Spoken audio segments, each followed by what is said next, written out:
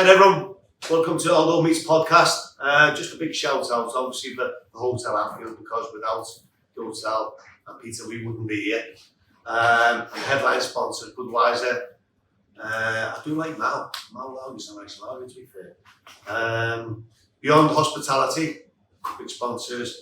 Onyx Real Estate, RW Invest, Kingdom Plumbing, Northwest Fencing, Bell Lamp, Junction Solicitors, STS Sovereign Transport Services, and all the proceeds the charities go to now. And now with others, or now for others, sorry, and the Silly Goose Foundation. So thanks to everyone. 1, 2, 1, 2, 3, 4. Let me tell you the story of a poor boy. He was sent far away from his home to fight for his king and his country, and also the old folks back home. Hi everyone, welcome to episode 29 of Aldo Meets. 2.5 years, seems like yesterday, mate. It flew over. And I'm glad to say we've got Chris Kirkland here. Who's a really good friend of mine, come to join us today. So let's get on with it, Chris. Tell us what's happening. What are you up to, mate? I know we talk a lot. Yeah. I know what you're doing, but tell the people out there. It's great to be on here first and foremost. Watch the episodes, brilliant. Love the content, love what you do. A lot of podcasts, obviously, it's all script, but this is real and it's just relaxed talk. Yeah. What am I doing now? So really busy. I'm in a real good place at the minute. I've been for a while. Obviously, I know we'll talk about the other stuff later on. Yeah. But I love the role I do with the Liverpool Foundation. So I'm community ambassador for them. I've just come from the academy. Was with Variety up there with the Premier League. You're very passionate about that, aren't you? I love it. Yeah. And I've had opportunities to go back into coaching and do other things, and I've turned them down because I love what I do with the foundation. Do you still do the goalkeeping coaching when you've done a lot with the daughter, the kids? And yeah. You're still doing that as well? Still doing it, yes. We do it on a Monday and a Wednesday.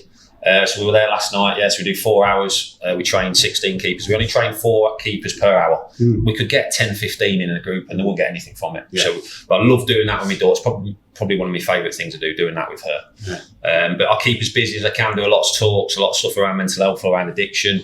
And then obviously the club, as you know, they keep you involved a lot. Yeah, we do the match day stuff. Do the match day stuff. I love all that. Get asked about that all the time. And people say, I just love talking to people, and now more with that now with the match day stuff, more people are coming to us and talking around the addiction stuff and the mental health side of stuff as well. Yeah. So you know you're doing something, and I've always said you don't do things for pats on the back, you don't do it for awards or anything like that. You do it because it's the right thing to do. And if you've got a platform and you want to help people, do it. And the match day is perfect example of that. Do you know what I'm just thinking? Because whenever we talk and you communicate with people, working for Liverpool, do certain things. And it is important, like sometimes you forget to say it, but I always say, anyone out there, if you need to talk, we all know where it's going, talk. Don't hide it in, don't take it in, don't suffocate yourself.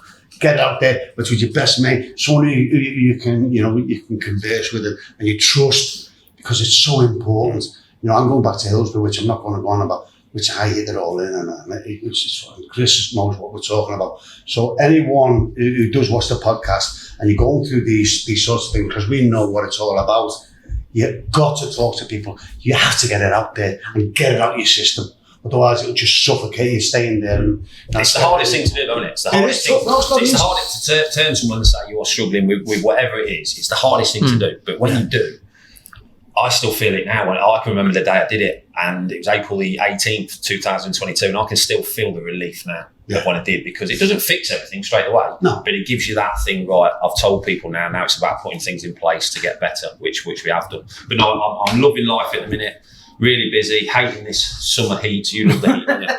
I struggle in this sunny heat. Do you know what I like? You can just, like about 5 o'clock, you just sidetracking this, do a couple of little dummy runs, and just go about 200-300 yards to one of my little locals, and I get outside. I've got the Liverpool Echo doing me cryptic crossy. Oh yeah, I've got a few pints. Can you still do a crossy after a few pints? It's better with a cryptic. Hey, not just an ordinary. It's cryptic. Oh no, you won't know being GM what cryptic is. No, you deciphered it. But Chris, can I just tell us a little bit more, and particularly for the audience as well, about the work that the LFC Foundation does and what you do within it? Because LFC Foundation, a lot of people hear it, they might go the Legends game once a year and all of these things, but day to day, like you commit so much of your time to two things: three things: your family first and foremost, foundation, and walking with your dog, right? Which Dogs. I'm sure which we will come to in a bit more detail. Listen, But LFC Foundation. Well, listen, you know a lot about the LFC Foundation because you do a lot of work with them and you're a massive supporter of them and always have been. Yeah. And it doesn't go unnoticed. So, you're first. I think if there's any events the foundation put on, you're one of the first people that puts your name down and buys tables and everything like that. So thank you for that. Yeah. And that enables the foundation to do what it does. So, it supports, I think it was 140,000 people last year across Merseyside. All the sessions are free. And it's about giving people, the youngest to the elderly, opportunities to do things that they wouldn't get. And whether it's in schools, obviously it's health, education and employability. And that's what the foundation try and do. So whether it's in schools, whether it's walking football, we did walking football yesterday down at Ask, and we've got a 90-year-old that comes, we've got an 88-year-old that comes, and they always say without them sessions on a Monday, Wednesday, Friday. To join in then. They do keep asking. Because I think they're fed up with me now. So they're saying, can you get some of the proper players now? Bill, he's always all right by the way. Yeah, Bill Bad Rose is one of the best men at the main. Yeah. He's the club chaplain, and he's just getting over a bit of a car crash. He's all right now though. And what a great man, and he does the walk of football. And I know AK still. Yeah, he comes down occasionally. Yeah, and I feel that's because I've been saying, I'll come, and I keep on forgetting. But they would love for you to come down. I'm there. They would love for you. Mondays and Fridays down at Ask. Yeah. 10 o'clock on a Friday, come down. They would love to see you. You just keep me in. I will do. I'll tell them that. I'd love to do that, mate. But yeah, that in the schools, employability, everything. You name it, they do it. Food banks. Food banks. I mean, we work, listen, like I said, what Peter does, we're lucky because we've got a lot of support with amazing charities within Liverpool that support the foundation. And likewise as well, we support a lot of different things. But yeah, what they do, but the biggest thing is the need for it. And that's a really sad thing, but also an amazing thing that the foundation realised that. And looking after people in your own city. I'm not from Liverpool.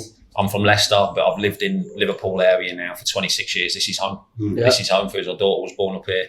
So if you've got the ability, and obviously then it comes to the badge as well, the pull of Liverpool, the pull of the club and the pull of the people. The foundation is an incredible organisation, and it's the biggest foundation out in the world. Yeah. I mean, we got 3 adopted Scousers on this podcast right now in a way, and Liverpool just has got that knack to captivate you. It's not just the club, right? The city and its people on the whole, I know a couple of nice Blues as well, I try to do the dummy run and swerve them like you do your missus, but you're a Scouser, and you're a German Scouser, you could give that your honorary award. I like that. I think this is the nicest thing you've ever said to me. It won't last. Make the most of it. What's coming next? I know. And then the next thing will definitely get cut out. So, say whatever you want. Anyway, thanks, Chris, for that. We'll move on. And big summer at Liverpool at the end of the Arne Slot reign. Yeah. What did you make of the decision to sack him? Listen, I'm not going to sit here and pretend I know everything about the club. I know what the right and wrong things are to do. I'm a fan. My first game was when this chap was playing in 1988 against Forest, where you scored 2 goals. I was at that 5-0 game. That was my first. So I'm a Liverpool fan. But I will never turn around and disagree with someone or say no, it's this way. But for me, if you're asking me, did it need to change? Yes, absolutely, it did. For me, I think you've seen that with some of the performance at the end. But listen, also the players have got all responsibility as well, because the performances weren't good enough. And it doesn't matter if you're, I don't, obviously there'll be disagreements, there'll be arguments, that goes on at every football club. But as a player, if you're letting somebody run past you in a match, that's on you. Yeah. That's on you. If you're not stopping tackles, if you're not putting challenges in, that comes to you as well. So it's been a massive collective thing with so many different things that have gone wrong this season, which have accumulated in a really disappointing season. It started with the manager, unfortunately. We don't know who's pulling the string, the manager, the coach. Yeah. He's the one. Well, I think it started. I mean, listen, and I know people don't want to, but obviously with the tragedy that happened, we all know it's been on, and that's had a massive knock. That's had a massive effect because I thought when it happened, I thought of players that I've played with in dressing rooms that I was close to, that you see every day, and you see the players more than you see your family. And I thought, wow, I don't know how I'd be able to cope with that. Yeah. Not being able to see him again, not being able to play with him again, not being able to. So that You can't hide behind you can't hide. No, you can't hide behind it. It's been a load of things that have gone wrong: injuries, tactics, players' disappointments. They're not performed to their best. Yeah. There's been so many things that have gone wrong. I think we haven't really it's on you know, since it happened, and you know, I thank him from the bottom of my heart for the first season, you know, and I said it was pretty amazing what he did with another man's tools, to think with a little bit, and the rest is history. Since when we won the league last year, it's like the tools went down. Before, what happened to Diego, and we lost three games for whatever it was, and we weren't the team what we was, you know, the 30 odd games before that, and then it just went on and on and on. We got these signings, didn't kick in, and it just sort of like when we won the league, it just went like that. It was like falling off the top of a mountain, you know. And then you get an outrun, which can't happen. No. You've always, the one thing in football that we always learned, and I might have said it on the podcast, you win your personal battle. You fight hard, you run, you work hard, and whoever's playing against you, and you win that battle. Because if you're at Liverpool, the cream will come to the top, because you are a better individual player, because you wouldn't be at Liverpool if not. Yeah. And I didn't see that. No. I didn't see that last year. And again, at the end of the last season. Well, you said it. So when they beat Spurs and won the league, it was a knock on. It's been a knock on effect since then. Yeah. They won that. It just went. It was, but there's been a, but that pride thing comes as a player. You can blame other things, but you've got to look at yourself as well. You've got to look at yourself and say, did I do enough the last 12 months as a player for the team? And I don't think there's too many that can stand up and say, yes, I did. There is obviously ones. There's not many. But there's not many. No, there's not many. And listen, you don't have the season we've had and the disappointment we've had if everyone's on fire or everyone's playing to their ability. So next season is obviously the new managers come in. Yeah. And it's going to be, there needs to be a massive drastic change, and I think there will be. Well, that's why I just needed to go into it a little bit, you know, coming away from Chris just for a moment. Because he's from the Basque region, which I know fairly well, being there for 2 seasons with Real Sociedad. He's from just the Bilbao side and all that. I know the Basque people. I got to learn, know Basque people. They're very clannished. They're very proud. They are proud. They remind me of, I'm not being a bias, like a Scouse Irish type of thing, the way we're a little bit different to other people. They're like that. And I think some of the players going to have a fucking, I'll tell you what, they're going to get a shock. When he comes in terms of the demands and placed training, on training. I think it's been like they've been in Butlins for 12 months for me, and it's just from what I've seen. And look, you know what I'm saying. To see what you put in training is what you put on the pitch. It's been shocking, quite shocking. I've actually gone and done we do the hospitality before the games, and on 2 occasions I've done my hospitality. And Liverpool, you've got your family and you. But Liverpool's your life. I couldn't watch the game. I had to get in my car, go and park my car up, and go and watch it in a little place by us, and watch it and have a few pints and watch the game, because I couldn't take it. It was hurting me so much. So that tells you something. And that's 60 years of watching football, and I'm not the only one. I know other people who've done the same. But this fella, it's always a gamble when you change managers. It's a massive, massive gamble. We all know that. We see what's happened to Man United and other clubs. Look at everything. They've had some unbelievably managers, and it just hasn't happened for them. But I think for what's out there, you know, and I certainly hope we've got a good man. Yeah. It's a big step up, though, isn't it, from Bournemouth? Of course, yeah. He hasn't managed in the Champions League. Is that a concern at all? Or? No, it's massive. But, you know, we'll see. They've gone into depth looking at him. What he did at Bournemouth, I know they went a long time without winning games, but then when he got them going, they clicked into gear. Yeah. And after they lost the best player as well. Yeah. When Semenyo went to City, everyone thought that's it, they're going to go down. And then they start to win again. Yeah. But look, just give him a chance. And we don't forget, we've got some really good players there, unbelievable players. If he can get it right. You hit it on the nail the idea. The truest saying that I got was off Steve Griswich when I was coming through the youth team. He says, you train the way you play, and you play the way you train. Yeah. It's simple as that. You can't switch off in training and go on the pitch. Listen, some elite players might get away with it, but in general, if you train shit, you'll play shit at the weekend. Spot More often than not. And in terms of, it's probably not a surprise, is it, when you having watched Liverpool last season, the lack of threat in wide areas killed us, didn't it, week after week. So the fact that they've gone and signed that Victor Munoz from Osasuna, they're trying to sign Diamandi from Leipzig, that kind of shows where they're prioritising. Well, I think listen, the one we missed this season probably a lot was Diaz. Yeah. Because Diaz did, he got hold of the ball and he ran. He took you up the pitch. He took you up the pitch. And the other one as well, I know people crit, but Núñez, for what he was erratic, but he turned Captain Chaos. But you need that sometimes. But Diaz was a massive. He did that great. So yeah, it looks like they obviously recognise that. I still think, I don't know what you think, I'm loving the midfield, and we've got some really top midfield players. We know that. I still feel that, I think Endo's a really good squad player when you need him to come on, and consolidate in the last minutes of the game. But I really think we need to hold him midfield, especially we concede goals. Someone who can look after Virgil in his older years, and whoever else who played, someone who can help them as defend. And when we've got enough going forward, like an old Didier man. I always say that. Who's it in your when you played in your teams? Who did that guy? Steve McMahon. But it's so that position is so vital, because if you're exposed in that, it opens up all kinds. Yeah. But yeah, I'd love to go on and go. I know he's not probably, but Anderson, I know he's going elsewhere. But you look at him. But you look at him. Was he 23? Yeah. I know he's costing how much money, but you get probably 7-8 years. Well, that's what he'd be a great signing. Yeah. Chris, it would be silly not to talk about goalkeepers at this point as well, because we touched on some of the players we lost.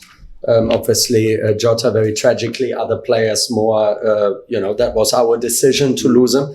I know we did mention Conor Bradley earlier, by the way, because he was out most of the season, and I think he would have filled a few holes with his energy. Absolutely. Remember the season before how we took Mbappe out of the game and so on. What Liverpool's all about. I reckon so, plus he is sort of home country, is kind of, regional at least in a sense. But goalkeeping. So I remember when we had John Achterberg on the podcast, just after it was announced that he's leaving, and he revealed a little bit the kind of criteria at Liverpool with which they, during this phase of Liverpool, have been hiring goalkeepers. In fact, that they are not actually that tall and they are better on the ball, and different sort of criteria, which Kelleher, for example, who we lost and who's been smashing it for Brentford, feels a little bit to me as if we've been missing them. But how do you think at the moment? So Alisson been linked with Juventus and more injuries.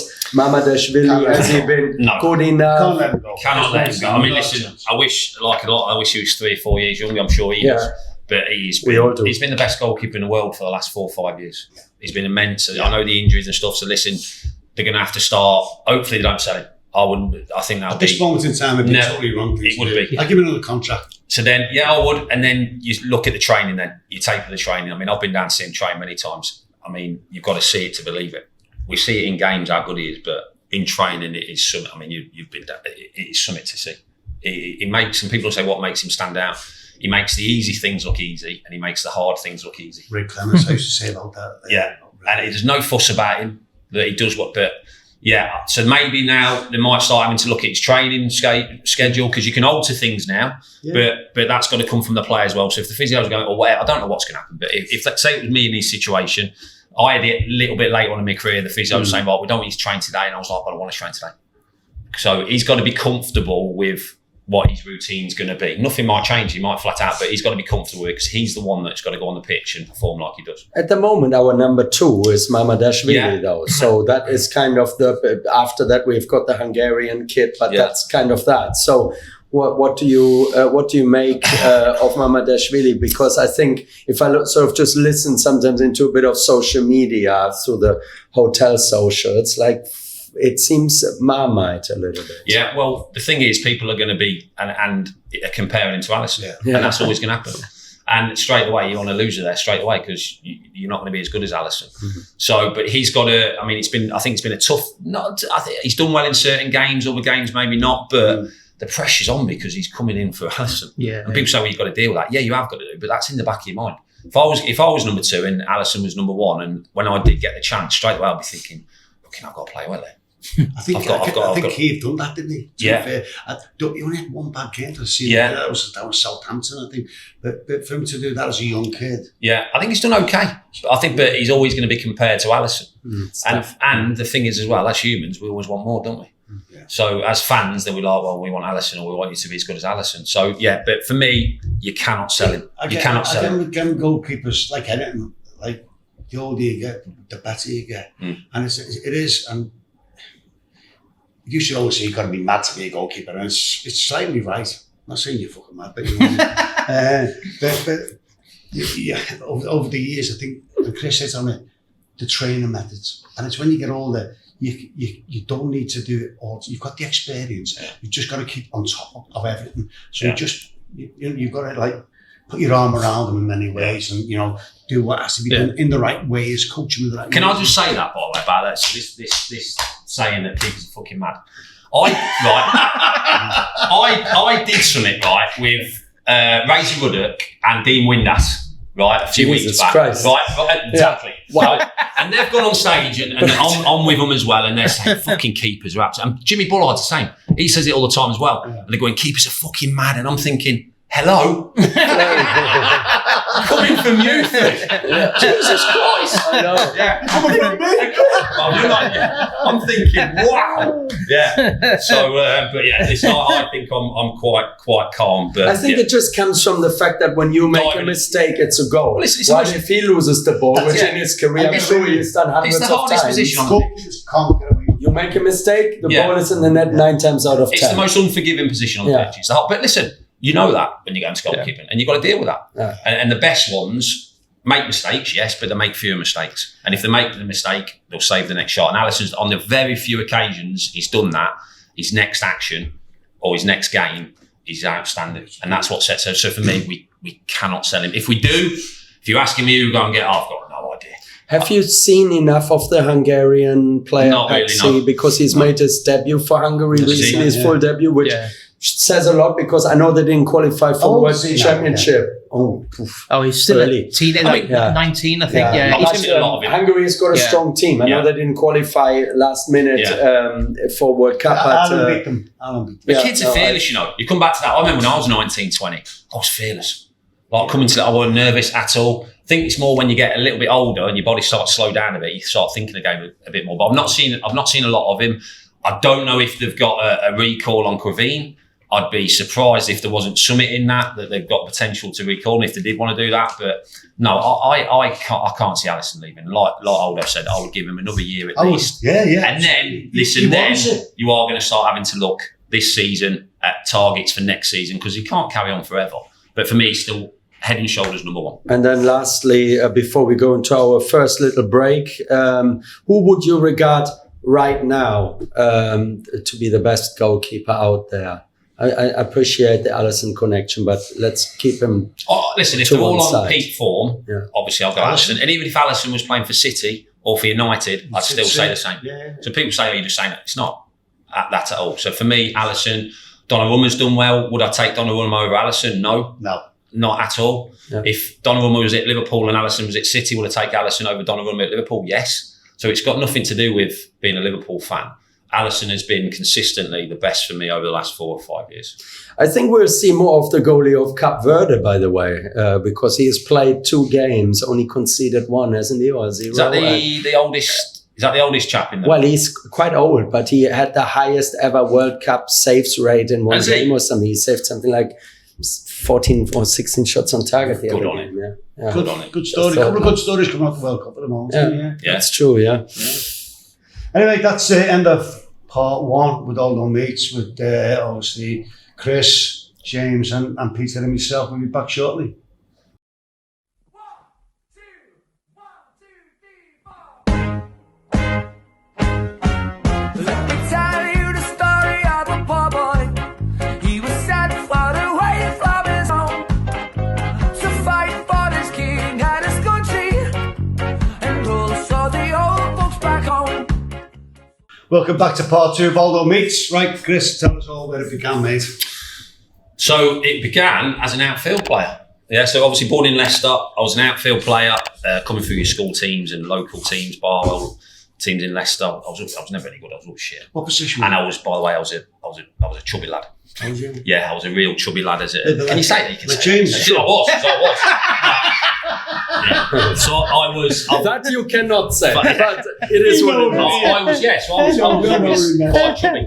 Yeah, so I played on pitch, always on the bench, never any good. Loved golf, loved tennis. I was always obsessed with sports.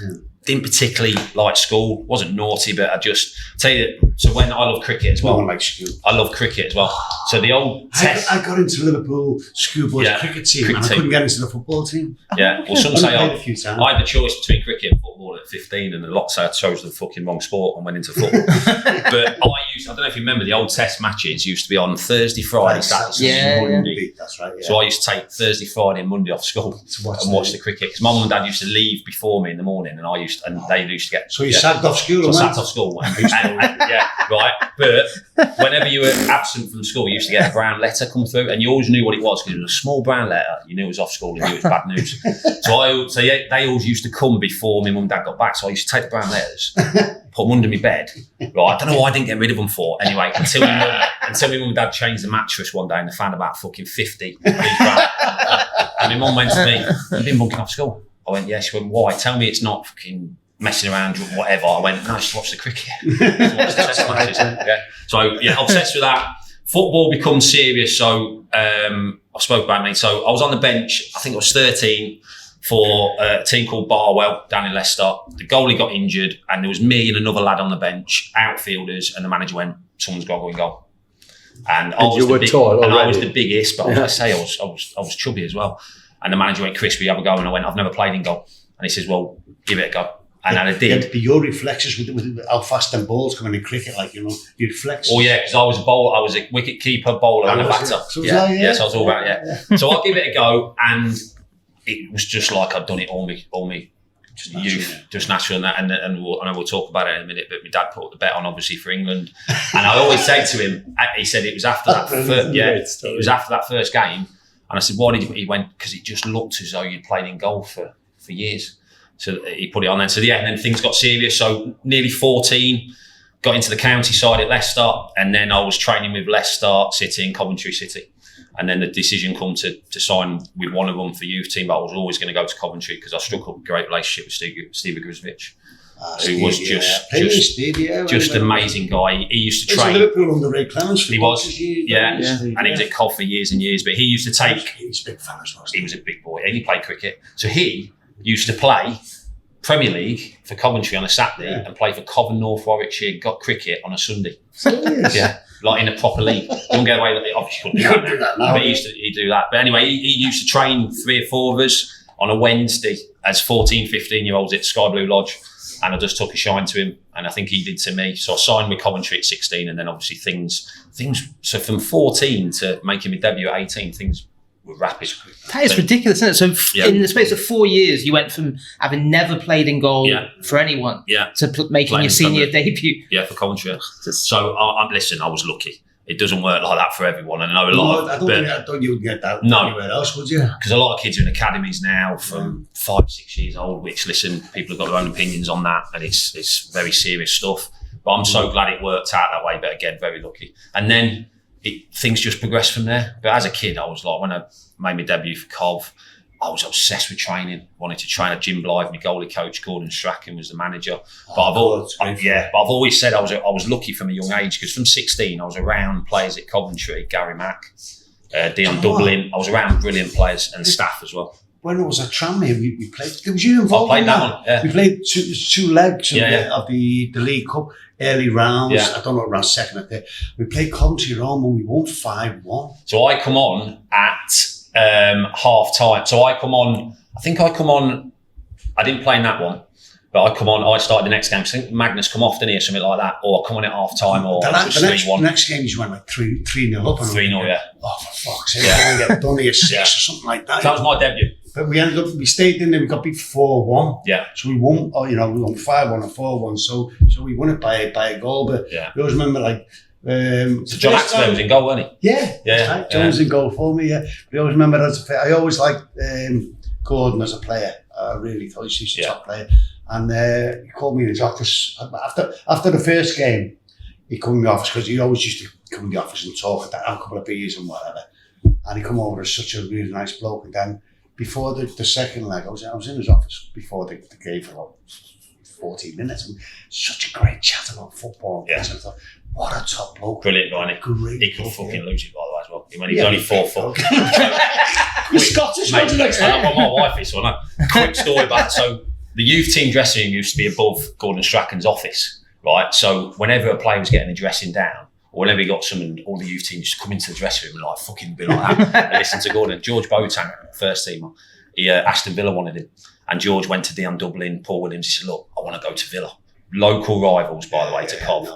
And George was saying to some of the players, like, what should I do? And they were like, yeah, listen, just go up to Gordon, explain the situation. He said, tell him you want to go, tell him, do it right in the right way, and he'll be fine with it. So obviously he wasn't going to be. So Georgie's gone up to the office, and all the first team come into our youth team dressing room, and they just went, fucking listen to this. Right, and Gordon Strachan, he went, you fucking come into my office telling me you want to go to fucking Aston Villa, our local, right? He tore into shreds, right? Funniest thing ever though, George come down the stairs, so everyone's heard everything.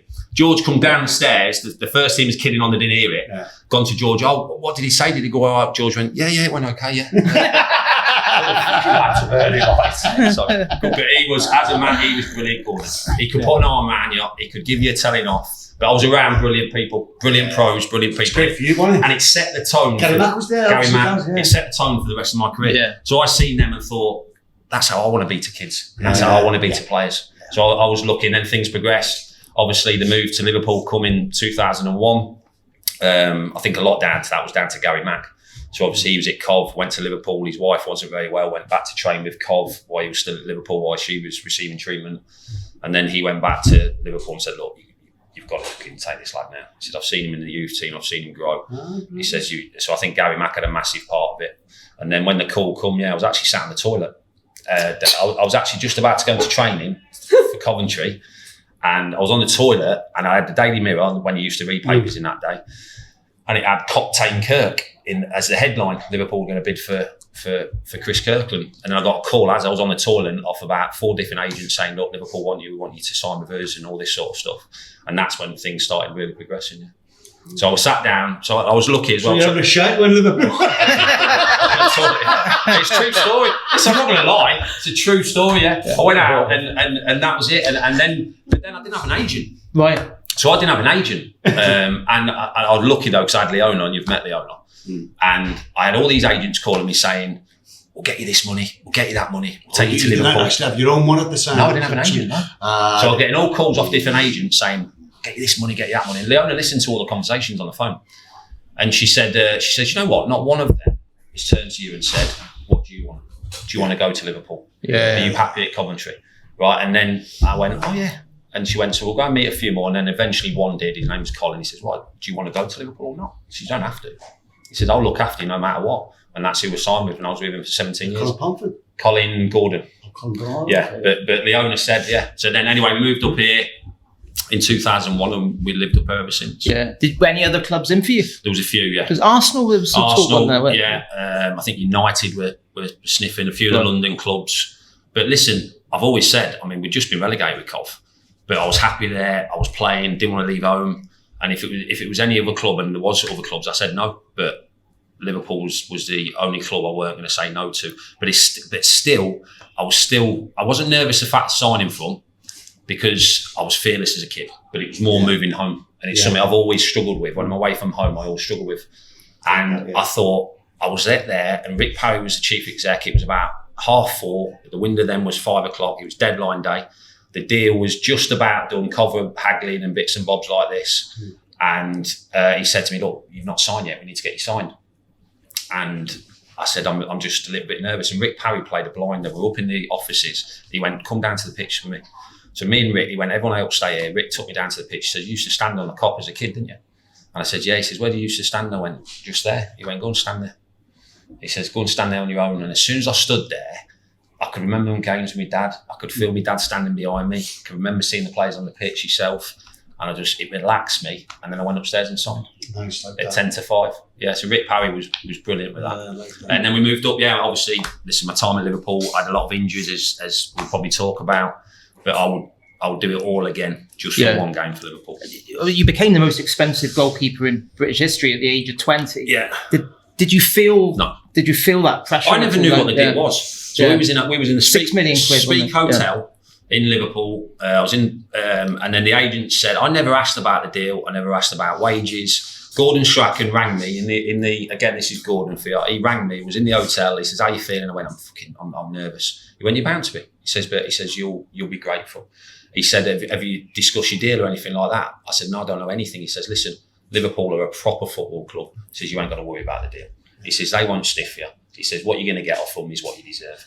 He says, so just sign the contract. So I never asked about any wages, about anything at all, because it's Liverpool and they always do look after you.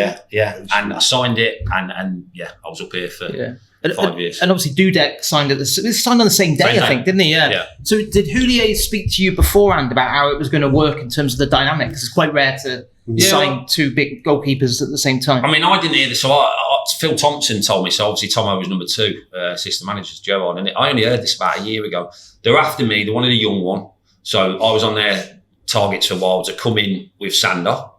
And then obviously things started to go a little bit wrong with Sander. Yeah. So then they're saying, well, we need an experienced one as well, but we don't want to miss out on Chris. So in the end, the one deal kept falling down, the other one, Jersey, something happened with Jersey's deal. And in the end, Tomo went, listen, in 2 days, we've got to sign a keeper. Why not just sign them both? So they signed us both. So Gérard rang me and said, look, we're signing Jersey as well. Says he's going to come in and be number 1. You're going to be number 2. Learn from him. Learn from the players. When you're ready, you will play. How old was Jersey now? Oh, I don't know. That's a good question. So I was 20. So I think 26, 27 was he Jersey? That sounds about right, something like that. Because he was at final, wasn't he? I think. Final, but I tell you what. So, he was honest as anything. And another thing about Gérard Houllier as well, it was international weekend, so he was in France with his family. And me and Leona come up, and we were having a medical and all that. And Phil Thompson come and picked us up in his car. He said, I'm just going to take you somewhere. And he started going towards the airport, and I thought, fucking, I've not even signed yet, and you're sending me back to Cobb. And he went, I've got a little surprise for you. So he pulled up, and Gérard Houllier walked out and got in the car. He says, I was with my family in France, but he says, I wanted to come and oversee you signing for the club. So he did, and then he flew back to France the next day. Wow. And that's just something that Gérard, and there's something always stuck in my mind. And he got in the car, he didn't talk football. He said, how are you? He asked Leona how she was. Are you okay about moving up to Liverpool? What do you like? Can we help you when you move up? And he was magnificent. But yeah, both signed on deadline. I don't think it's ever been done since, and I don't think it ever probably will be again. Yeah. Yeah, but I'll tell you what though, after about 3 or 4 weeks of training, I thought, fucking hell, I'm never going to get in here. Because he was just, mate, he was just a freak. He was just like top corners, everything like so athletic. He'd do fucking cartwheels and backflips, and I was thinking, wow. But in training, he never let goals in. I was thinking this is going to take some shifting. But for me, I learnt it. I thought, right, well, what's he do that I can help me with my game? When you look at that back, like you've done 4 years ago, that's basically your apprenticeship.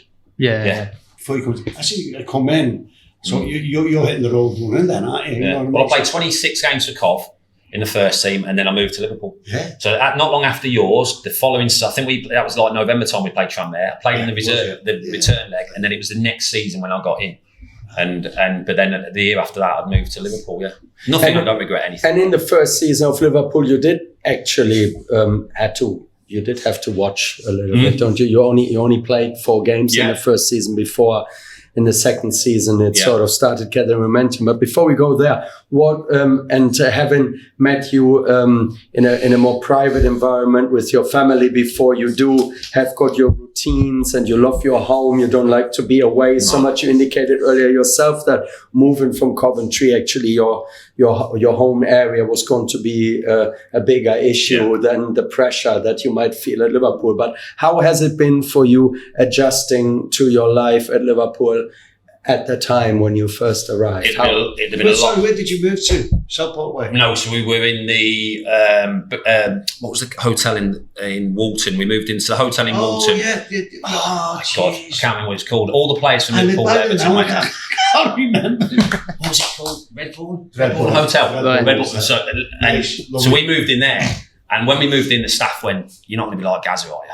Because Gazza stayed in mate, there. Gazza stayed in there for like 18 months, right? And I went, yeah. no, I went, why? He went, because Gazza, he said, he'd get a ball out 2 a.m, start hitting it against doors, getting all the staff up, everything. I went, no, I'm not quite. Gaza would be another one that says goalies are mad. Exactly. And he's like, same category. He lived there for 18 months. He stayed there. He said by the end of it, all the staff needed therapy after and all that. So like, but we stayed there, Redbourne, and then we went into town.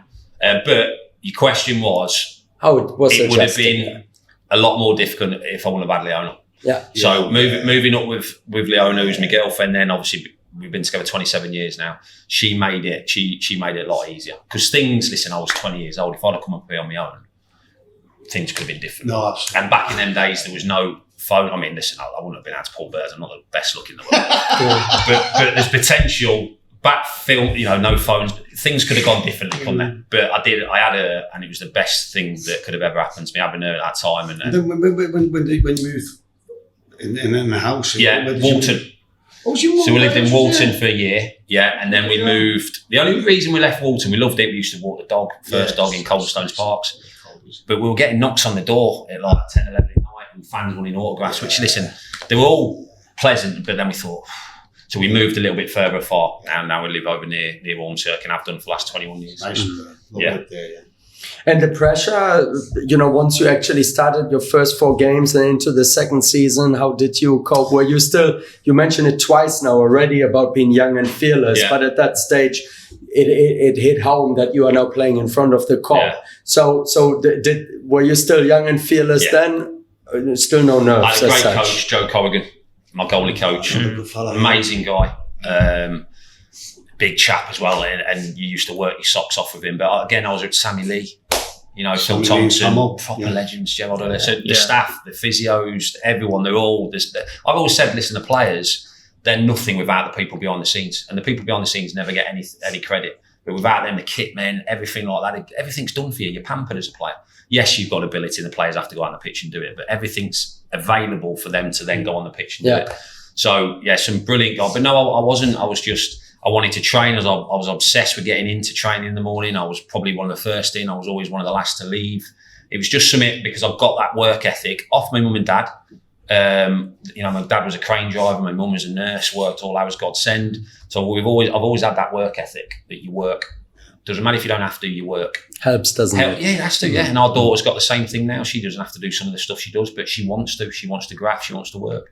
So I was obsessed with it, and I was never fearless. But the injuries were obviously the big sticking point. I was going to bring it up because that kind of, you made your way past Gérard, and then injuries started bit by bit to slow you down a little.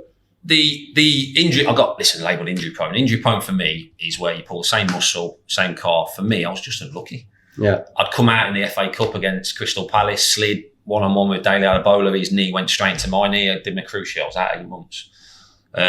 Fingers, just random ones in training. It was just unlucky. It was just but frustrating. But at the time you're young, you think, well, I'll come back, and you do. It's more when you look back now. When I look back on my Liverpool career, that hurts. And I never really thought about it until I've been in a good place the last 3 or 4 years. When I went through all the stuff for 10 years with the anxiety, you didn't really think about that. But now, what could have been. But listen, I still played, 40, 50 games for Liverpool.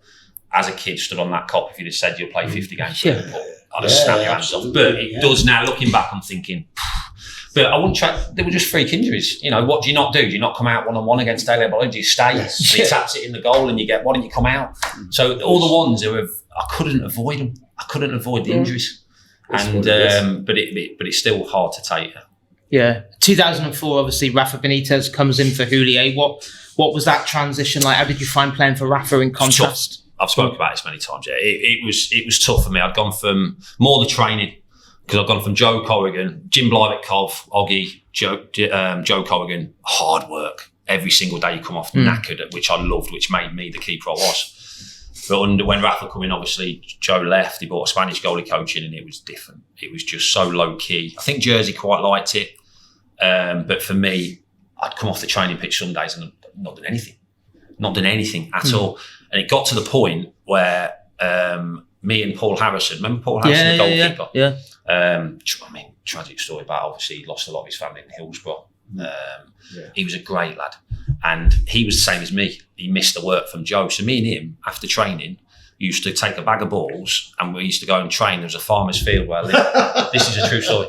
A farmer's field where I lived in right next to my house. And I knocked on the farmer's door and said, look, you got a bit of grass there. He's all right if I come down and train now and again. And me and Paul Harrison used to go after training and work each other because I was feeling myself slipping back. I was feeling myself not being as sharp. I was still playing as well under Rafa. And I was going into games thinking, I'm fucking not ready.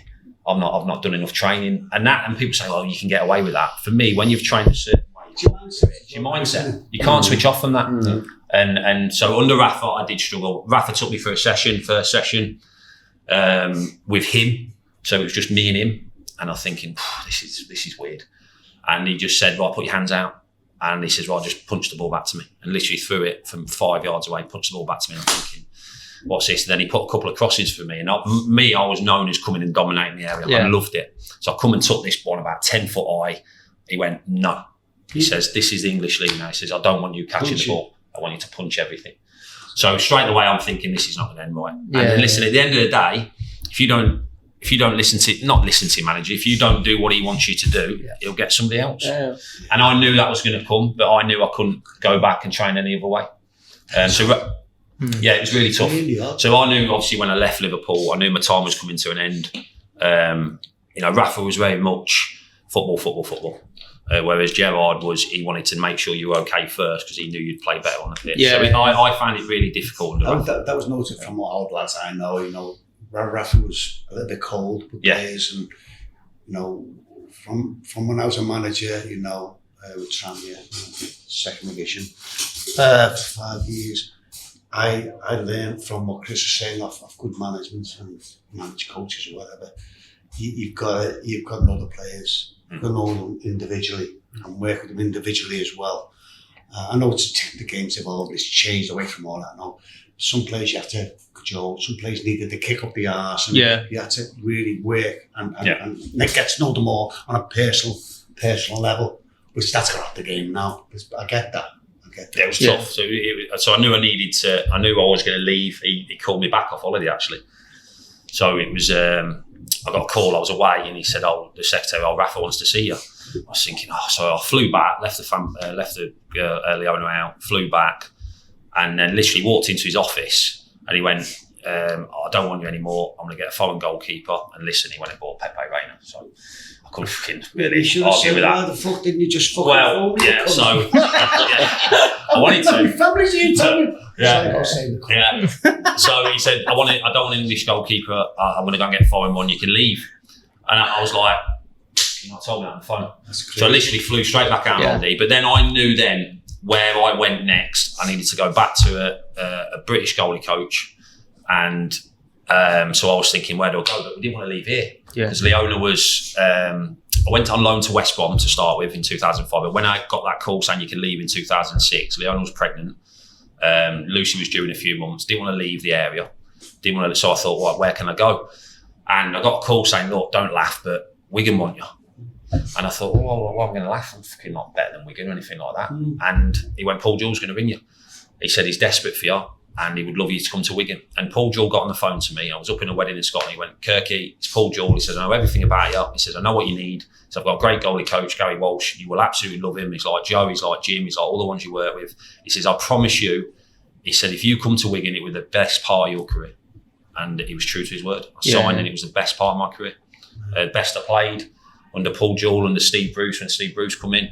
Got in England squads, enjoyed it, not just on the pitch, but off the pitch as well. We socialised with families and it was the best part of my career at Wigan. Yeah. In terms of the first 5 years, the last year was a little bit sour. Yeah. There's another Spanish chap come in and did Roberto Martinez did the same thing as Rafa did. And then holiday to Spain for you guys. Must be Spanish people. But ended up but for 4 years, it was the best I played. Yeah. I played 150 games on the spin. I was captain at times. And the only thing I hated about playing for Wigan was when I had to play against Liverpool. With Liverpool's run to Istanbul, when they obviously win the Champions League, you started 4 games on that journey.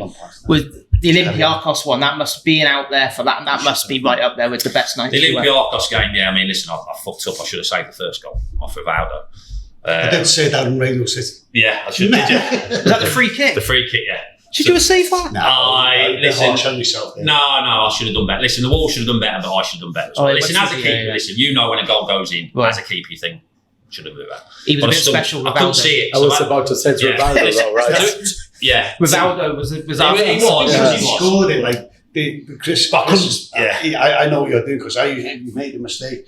Even if you missed a sit and you scored all, you'd be playing on your mind all night afterwards. If you get away with it, because it was Rivaldo. Everyone said, and it was, he was a brilliant player, wasn't he? Yeah, he was. But you know, I knew, listen, to explain that more, when you cannot see the ball, as a keeper, you're thinking, fuck me. And it's so hard to stand where you can't see the ball instead of doing this or trying to move and see the ball. But as soon as you do that move, and if you go the wrong way, you're gone, you're finished. So people say, why don't you just stand there? Because it's instincts. And it's like when you're driving a car, if you can't see where you're driving, you're not just going to keep going here. You're trying to see where you're going or whatever. Yeah. So but the thing about that one is he had another one about 5 or 6 minutes after, I think, in the same position. And I'm thinking, fuck me, I better not let this one in as well. I'm thinking, I was nervous then. I was thinking, fuck, you better save this one. Luckily, I did save that one. But yeah, atmosphere, I mean, that second half, it's something and people will say, what's the special thing about Liverpool? The fans. Yeah. You don't come back in games like that, Barcelona, the games over the years, without the fans. Yeah, I mean, it's as though you're being, especially towards a cop, it's as though you're being pushed towards it. That's iconic, that game now. And the reason why, because we went on, obviously, to win it. Without that result, we'd have been out. No. You know, at the time, we used like 80-1 to actually win it. Yeah. Because you were first choice ahead of Dudek, weren't you? At that, and then you got a back injury, I think. So I played. So I was playing with a slip disc in my back, which you don't talk about at the time, and you do now. You finish playing, but at the time you don't, because people say you're making excuses. But I was playing with a big issue in my back, slip disc. It was affecting movements and everything. And listen, I should have pulled myself out. I knew I wasn't playing as well. I should have gone to him and said, listen, I'm fucking struggling here. Yeah. And it's hard though, isn't it? It is hard, it is difficult, but then, you're being a bit selfish then as well. You still believe you can do it, but deep down I was thinking, I'm struggling here. And then it was against Everton at Goodison where Lee Carsley scored the goal and had a shit game. And I could hardly move. And it was after that game I went in on a Sunday morning and I said, look, I'm fucking struggling in my back. Yeah. And then I had the operation not long after that. It needed doing. And then, but I was in, and then I missed the rest of the season for the back injury. So when Liverpool win the final, can you fully enjoy that achievement and everything, or is there part of you thinking that should have been me? I should have been out there. I was in there. I was there with Leona in the stand, sat next to Neil Mellor, and I think being a Liverpool fan sort of helps that situation. Massive. So I'm a fan. I mean, I'm a player, but I'm a fan. But listen, if you're asking me, was I gutted? Any player that says they don't look it with envy and jealousy, they're lying. I wanted to be on that pitch, but I didn't then not want them to win because I wasn't. I was a Liverpool fan, so I was desperate for them to win as a Liverpool fan. But my God, I wanted to be on the pitch. But it was. We all know what happened, Norman. And Neil Mellor will stick up for me here, and I think he has done many times. At 3-0 at half time, I went to him. We will still win this game. He looked at me like I had 3 heads. But mate, honestly, and I was mad goalie. Listen, I was trying to get. I told you no goalies are fucking no, because you know what game it was? It was after that Olympiacos game. The way we come back, there was something after that game. There was a feeling. The same things are written in the stars. And I firmly believe that. And it was and he went, "You're mad." He went, and we tried to get a bet on at half time, but I don't know if you remember, in the stadium there was no signal because it was in the middle of nowhere, and we couldn't. And so I was the only one at half. Said that I'm telling you now, something's telling me. I go back to that Olympiacos game. Before that, the season was shit. We were terrible. We finished strong. But I was thinking, we're going to fucking win this, and we ended up doing it. You wouldn't have put your best on. You wouldn't have got as much as what your dad did on you anyway. That bet with my dad was 100-1, and I know you got it on. Brilliant, but if I'd have gone in, and he always says this after, if I'd have gone in the bookies with him as a 13-year-old, the bookie would have looked at me and thought, "There's fucking no that far." Right, and they got about 1,000,000 to 1. So my dad always says that. He says, "I fucking wish I'd have took you in there." I'd have got better odds. But listen, my mum and dad didn't have 100 quid. They'd only put 20 quid on it. They didn't have 100 quid. So it was aunties and cousins had a tenner here and a tenner there. That's great story. But so it come off after it. And you got William Hill giving him the big check the day after. Brilliant. I'd say at the end of part 2, we'll be back shortly.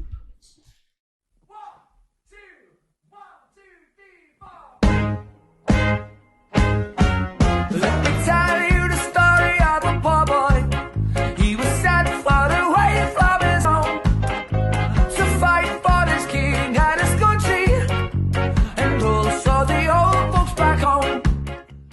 So, Chris, is that right? In the aftermath of the celebrations in Istanbul, Scott Carson offered you his winner's medal and you turned it down? He did, yeah. So I was in a lot of... Yeah, he was great, that Scotty. And I was in a lot of squads with him. Obviously, he signed when I was at Liverpool. I think I went on loan to West Brom. He come in. But yeah, he was on the pitch. He said, look, you've played in some of the games. You deserve this as much as I do. And I just said, listen, you played in the game. You played against Juventus as well, didn't you? Why not? Sorry. That was me a lot. So, that was reminding me to be down there at 2:00. And he said, I said that he played against Juventus, and it was just a little bit. Yeah, I was meant to get a medal, and I didn't end up getting one because I spoke about it before. I think it was carnage after on the pitch. Yeah. A few of the medals went walkabouts or went in pockets that probably shouldn't have gone into. So I never ended up getting one, but I couldn't take Scotty's off him. He was involved. No matter how many games you play, the final is it's a one-off game, isn't it? Yeah. It's a unique game, and if you don't play in that game, you don't. It's a lovely gesture, isn't it? It's a lovely gesture, but deep down, I was thinking you don't really deserve it because the final's a one-off game. Doesn't matter. Yes, I know the stuff before it's important, but yeah, he did. But no, he kept it. Yeah, I was meant to get one. The club was saying that, but I never ended up getting one, unfortunately. On a personal note, you do deserve it. Well, we respect how you feel about it, yeah. But you have played a big role in that campaign to get you to it. These days, you'd 100% get one, wouldn't you? These days. Maybe you can sort it out for us. Yeah. We'll get on the case. Therefore. What you spoke very passionately earlier about your time at Wigan. Clearly, out of the 6 years, 5 of them at least were absolutely great for you. But the one thing that came out of it, you won your, it's one and only, but still you won your cap for England, which as a lad from around Leicestershire is a big deal. Yeah. I'm not suggesting it's not a big deal for Liverpool lads either, but some Liverpoolians take a different view on England, but for you that must have been it was. Obviously, the record appearance holder for England in goal, Pete Shilton. Yeah, obviously from them neck of the woods as well. Yeah, from them neck of the woods as well. But and we both actually got our legacy cap in October, and I was getting mine for my one cap, and he was getting his for his 125 caps. But we got ours on the same night. But yeah, it was. Listen, I was in my first involvement with England. I got invited to train with them when I was 18. I wasn't officially in the squads, but because I was doing well at Cov, I was around a lot of the squads. I got offered to go to Euro 2000 with them as number 4 keeper, which wasn't within the squad. Stevie was there at the same time, Gareth Barry. So I was in a lot of squads, but listen, my first squads, David Seaman was still in on them, Nigel Martin, you had David James, Paul Robinson, Ben Foster, Rob Green. There's so many really great goalkeepers, but I was in a lot of squads. I didn't enjoy going away with England because back in those days, it was different to the way it is now. You was away for 12 days, you literally train, go back to your room, eat, back to your room. There was no togetherness. And I know a lot of lads have spoke about it since. That's why England didn't do as well as they should have done. Because the squad they had back in them days is better than the squad they've got now. You wouldn't, if you go man for man in some of the squads, your John Terry's, your Steven Gerrard, your Paul Scholes, your David Beckhams, who would you swap them for? You wouldn't swap them for now, would you? Absolutely, yes. But it was the fact, especially if there'd been a Super Sunday game, so if it was Liverpool, Man U or Arsenal, Chelsea on the Sunday and you met up on the Monday, you wouldn't fucking speak to them. And you would sit in your own tables. And that's why England, that's why. And when Gareth come in, Gareth recognised that and said, no, that stops. And he was the one that started it all. But I did enjoy being away with England. It was an honour to play for them. I'm glad it come off. I never knew about the bet until the day before the game. My dad never told me. He kept it bet and slip, William Hill in his pants drawer for 13 years. So the bet, the bet. Yeah. Just very briefly, from a German point of view, happy that during that period a lot was missing in the England setup because every time there was a big tournament, and I was still in Germany back then, we looked at the England squad thinking, like how I moved to England in 2005, so I saw them in the 2006 World Cup in Germany. Yeah. And again, the setup, that your team was outrageous, but it just never gelled. There was something, the glue hadn't trickled in between bringing it together as a team. And us Germans were so bloody happy about that, But anyway, moving on to the bet. So it's the second time we really touch on it now. But just your dad, quite the legend, proud dad, clearly, did like a whip around the family to get £98 and 10p. That's all they were allowed to put on you. So it was odds at 100. So he went to the book and said, look, my lad's going to play for England after that first game in goal. What odds will you give us? And they gave, it's terrible odds. It's awful odds. So you were 13 when you put the bet on. How old were you when you played for England? 26.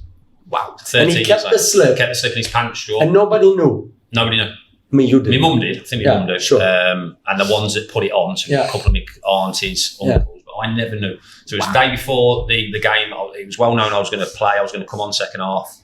And I got asked in the press conference about the bet. And I just said, I don't know what you're on about.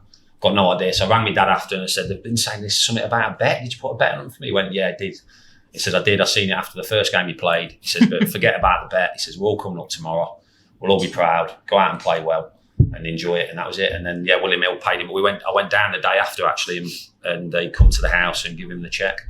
Absolutely brilliant. What a story. There's been a few bets like that, Look, with football, but Rory McIlroy's dad had one for him to win the US Open, and they won something like 150 grand. His dad put a bet on to win the US Open. Yeah, so there's been a few bets like that. But I have to say, by the time he won the US Open, I don't think it was as relevant, the 150 grand to him and his family. No, to his dad. But it's still nice, don't get me wrong. Said, if I'd have gone in the bookies with him, he'd have got a lot more than 100 to 1. It shows you the faith that your dad had in you, as well. Well, listen, my dad, he worked shifts, 12-hour shifts as a crane driver. He'd come home knackered. And if I went to him, Dad, let's go down the park, he would always take me down. He would never pressure me and never say, come on, you've not done anything today, you're going down. So he would always, whenever I wanted to do something, he would always take me down. Usually there's this term called a shit sandwich, right? You start with something really good, you do something really difficult in between, or say something difficult, and then try to garnish it with something nice at the end. This one, we've left like a particular situation in your time playing for Sheffield Wednesday, and then also talk about your book that you wrote, which is about quite a heavy subject, very personal one too. But we've left that rather late. So when you played for Sheffield Wednesday, Sheffield Wednesday, good club, big club. You've got to tell you, going through tough times right now. They have been for a few years, but what a fan base they've got. They still get 30,000 every game, sell out 5,000-6,000 away fans every game. So I went to. I never wanted to leave Wigan.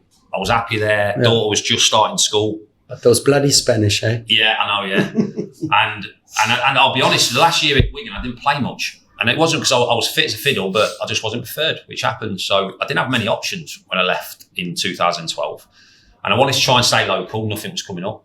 I got a couple of offers from League Two, but I wanted to still challenge myself. So Sheffield Wednesday rang and said, "Look, come here."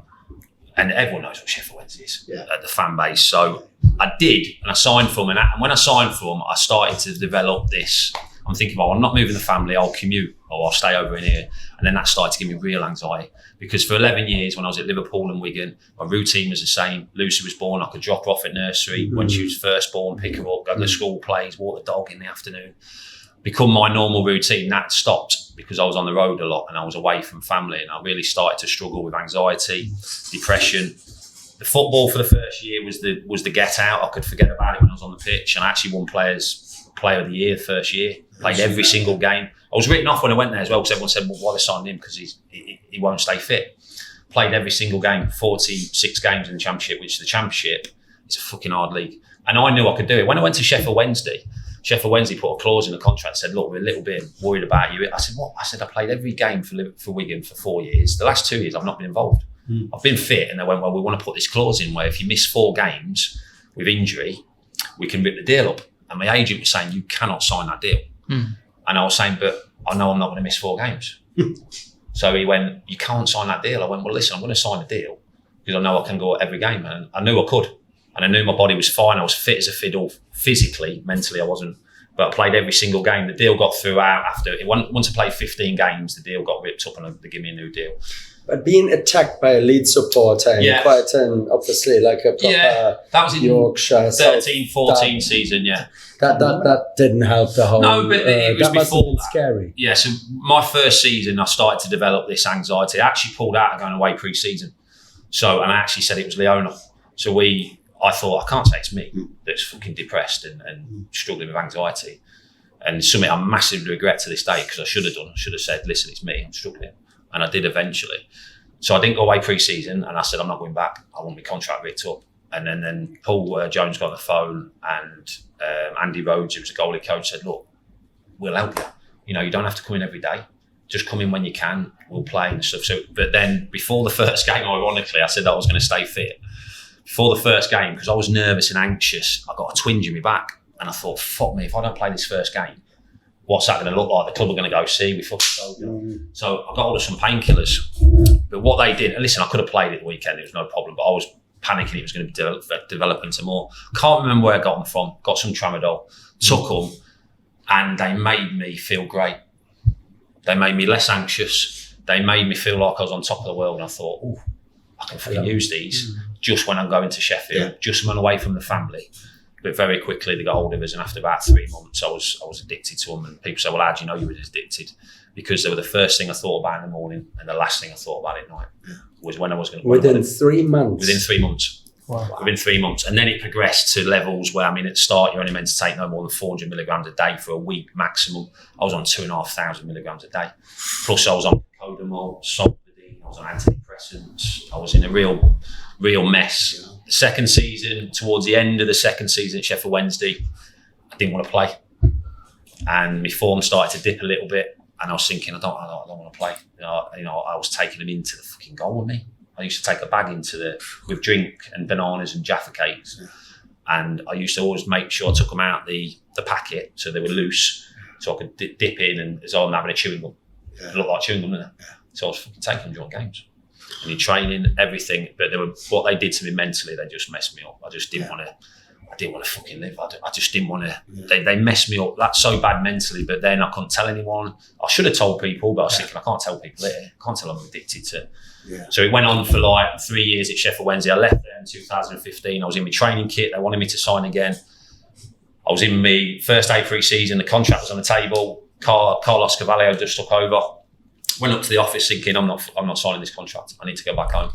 Went up into the office, pen in the hand, and I just put the pen down and went, I need to go home. There's something wrong. And I left the training ground and my kit, everything. They had no idea. And went back to Preston. Never told people. Thought, get back local. I can start feeling better. I can go back to my own routines. But by then I was fucking just gone, completely gone. And I retired in 2016.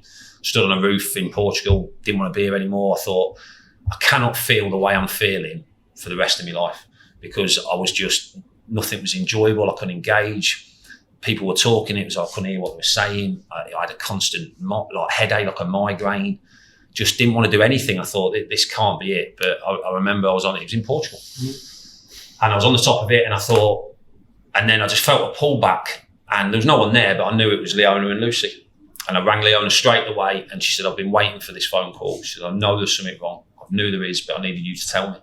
And that's when we first started putting things in place, but I didn't tell anyone else, just her. Ended up going back on them. Went to rehab in 2019, come out again, didn't tell anyone, I was still depressed. And I know you in rehab for? I was in rehab for 3.5 weeks down in Colwyn Bay. Got off them again, and then COVID hit in 2020, and I went back on them again then, and just got to levels that, but it was April the 17th, 2022, when I got some off the internet, overdosed. I was at Anfield, took them, drove home, don't know how I got home. Leona always says that she remembers me going home that day. She says, you look drunk, you were white as a ghost, you were sweating, you were mumbling, and you were violently sick. She says, you went to bed and you slept for like 16 hours. And it was that day I got up on April the 18th, I said, right, I need to tell the truth now. If I don't know, I'll be dead. They would have either killed me or I'd have killed myself. And thankfully I did. And it's been way over 4 years now. And it was the hardest thing ever to admit that you're struggling. But the way I wanted to do it was I wanted to tell the world, and not for sympathy, but I didn't want any hiding place anymore. I wanted everyone to know. Plus you're doing it for accountability. For other people. Yeah, for other people as well. Yeah. It's accountability, and it's helping other people. It's not rare. Yeah. No, it's a massive pandemic. It's huge. Yeah. And then we put things in place. The best things we ever did, and we've spoke about this before when we had the meal, was the drug test at home. So Leona went, we are getting drug tests at home, and we can test you any time now we want to. And they've been the best things we ever did. So my daughter can test me, my wife can, and over the last 4 years, along with other things as well, but they've been the best things we ever did. And I've not touched anything for well over 4 years now. No antidepressants, no painkillers, nothing at all. And that, all that's and that's why I did the book. It's in Chris. Yeah, that's why I did it. I kept it quiet for 10 years, and it's my biggest regret. And at the time, you just think you can't speak. As well, counseled you. For how long, Chris? When did you feel something is going south? Until probably around 2014, beginning of 2014. Yeah. So it'd been 2 years I've been on them, and I just felt different. I just didn't feel me. I felt mentally I was just gone. I was depressed. Didn't enjoy anything at all. And then I didn't say anything till 2016, but I only told Leona. But then the second time she had no idea I'd gone back on them, and the third time no idea I'd gone back on them, because you just then you blame it on, well, I don't play anymore, I'm just a bit down, I've not got my career, I'm not doing this and that. But yeah, it took me 10 years to admit the truth, and it was the best thing I ever did. And if I didn't have done it then, I wouldn't be here now. And walking helps you because you actually I didn't realise you're involved with Mark Crossley. Big Norm. Good lad. What a guy. Good lad. Great story. Great story. Yeah. It's brilliant charity. Well, he rang me. What's that? So Mark rang me, and he'd been in football for 35 years, and he'd just been sacked at Notts County. And he was depressed. I spoke to him about a year or so ago. He told me. And he said that I was getting up thinking, what am I going to do? He says, so he rang me. He says, you do a lot of walking, don't you? I says, yeah. He says, I'm doing a lot of walking now. He says, I'm really struggling. He says, I want to set up this thing. He says, what do you think? I says, fucking do it. So obviously there's a few ex-players involved. There's other people now that have been affected by suicide. So we do golf days. You'll have to come on with it. We'll do golf days. We've got planning the next walk now as well. But walking is my go-to. Oh, mate, yeah. Tell us, I remember when we had dinner a few months ago, you told me about the unbelievable distances and hours that you actually walk with your dogs. Yeah. Well, not so much now with the dogs, because Sam's getting to like 10 now, but when he was younger, I'd go out 10, 12 miles from easy. But now what I do is I'll go out myself for 10, 12 miles, and then I'll take the dogs out, because Sam's getting a bit older now, so he can only do like 30, 40 minutes now. So he more prefers to go down the park and chase his ball. But yeah, I have to go out and walk. We just got back from our anniversary on Sunday and went straight out 10 miles. When I was away, I'll do it as well. It's my coping mechanism. When I feel stressed, when I feel anxious, and plus I am addicted to exercise.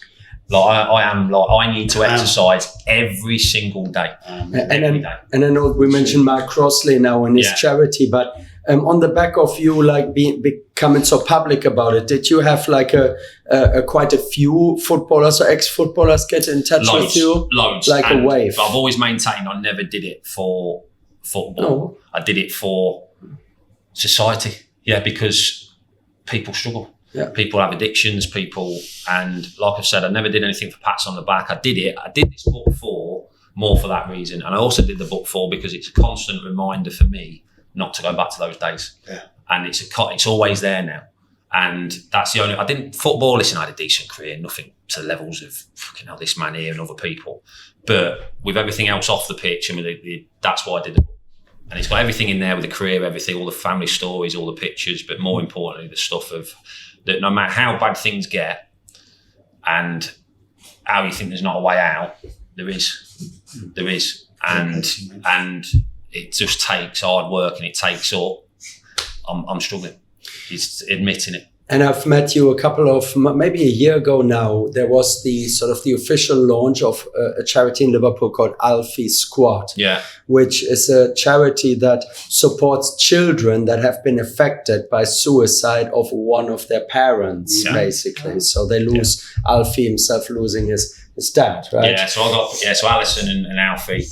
Alfie lost his dad when he was 8 to suicide, and obviously Alisson lost her husband and a partner. And they've set up a charity now. It's the only one in the UK. I think it's one of the only ones in the world where they support kids that have been, bereaved by suicide. Yeah. So they get together every Thursday down in town.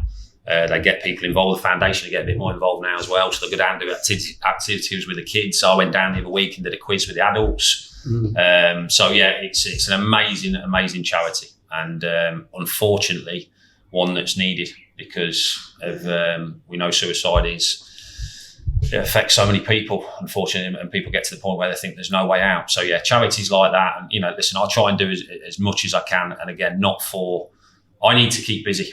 That's me. If I'm the very odd day where I'm not got much on, I struggle. So I need to be busy every single day, every single day. But I'll tell you what you've done there. It earns you an honorary degree from Liverpool Edge Hill University. Yeah, I got a doctorate. Yeah. So good pride in that. Well, listen, thank you. Yeah, listen, and that again, and people will be sick of time of it, but there's more people deserve it than me. But I accepted that award for all the people that won't get the recognition. Listen, you know it, because we're named and we play football. Sometimes your name gets you things as well, and other people that deserve things, that do incredible work in industries that will never get the recognition they deserve. That award was for all those people. For all those people. But yeah, something really proud of. And but no, again, I've got to mention the club and the foundation, because when the story was going to break in 2022, I thought I've got to tell the foundation first. And so I had a meeting with Matt Parrish, with Katie, and I think Gemma was there as well. And I was going into that meeting thinking, I was thinking, what they're going to say, what are they going to say, look, you're going to have to take a break or whatever like that. And I walked in and I told them, and Matt Parrish went to me, he says, what do you need? How can we help you? He says, we're here for you.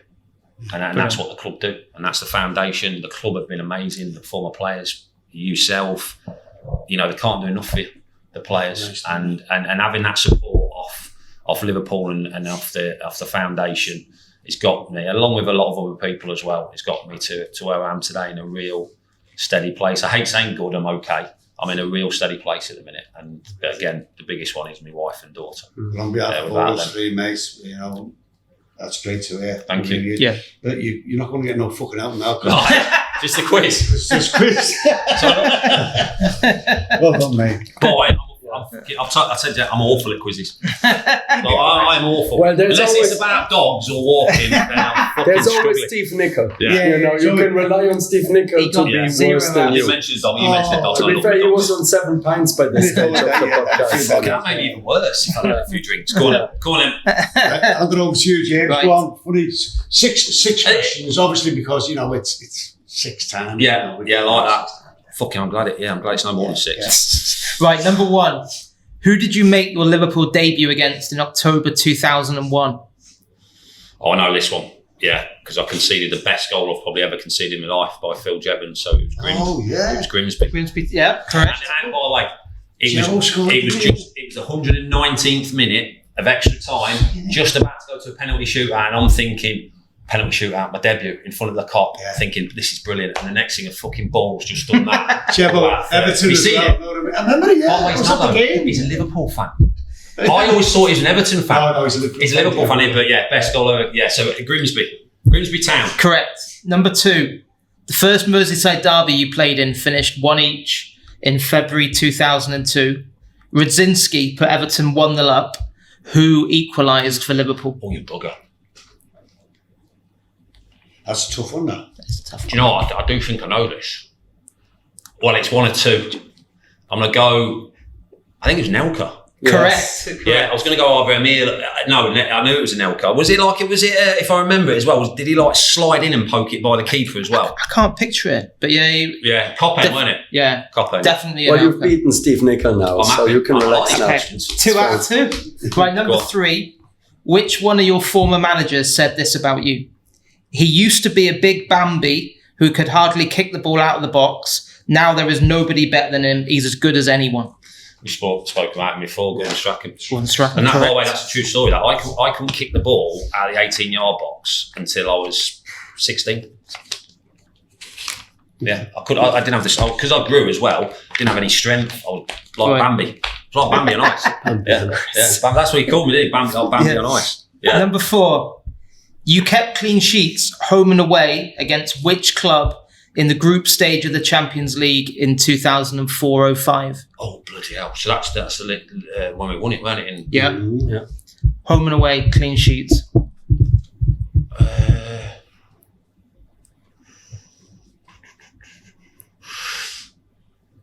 Yeah, I think I got it. Deportivo. Correct.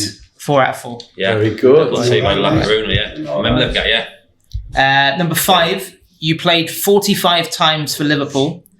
Is that more or less than Christian Benteke? Bloody hell. This is a complete guess. I'm gonna go more, hoping it's more. Correct. Oh, He played 42. Did he? Yeah. This one for he played what? 42. 42. Yeah. 42. This is for the full set. You're going to get this one. Number 6. Yeah, you will get this one, I reckon. No pressure. You made your final Liverpool appearance in December 2004 against which club? Fucking hell. Oh, you've got to get this, Chris.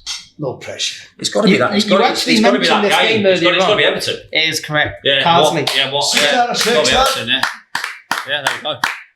Oh my God. Yeah. Absolutely nailed it. There we go. Well, that's the end of the podcast, which we've thoroughly enjoyed, and we'll see you next time.